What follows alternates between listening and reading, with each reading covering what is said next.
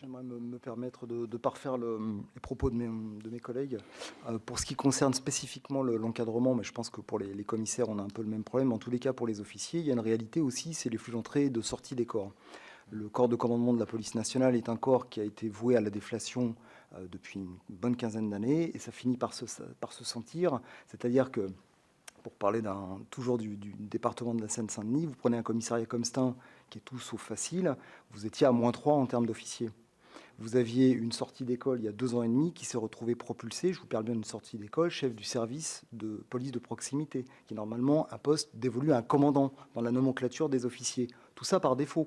C'est ça qu'il faut bien comprendre, c'est que chaque corps a ses spécificités. Nous, on manque cruellement de jeunes officiers.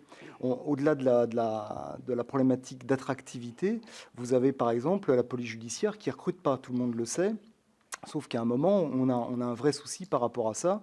Vous aviez, par exemple, sur la commission administrative paritaire qui avait déterminé les mutations dans le corps de commandement en juin 2017, vous aviez 25 postes non candidatés d'officiers sur la police judiciaire parisienne. C'est vous dire qu'on a aussi un souci de ce point de vue-là.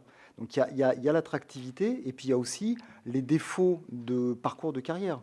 Peut-être que l'administration serait bien inspirée de regarder un peu comment est-ce qu'on peut organiser le parcours de carrière de quelqu'un qui sort d'école, quel qu'il soit d'ailleurs, hein, et puis qui va l'amener effectivement à faire une carrière de 10-15 ans qu'on puisse envisager avant éventuellement d'aller sur les secteurs géographiques moins hostiles.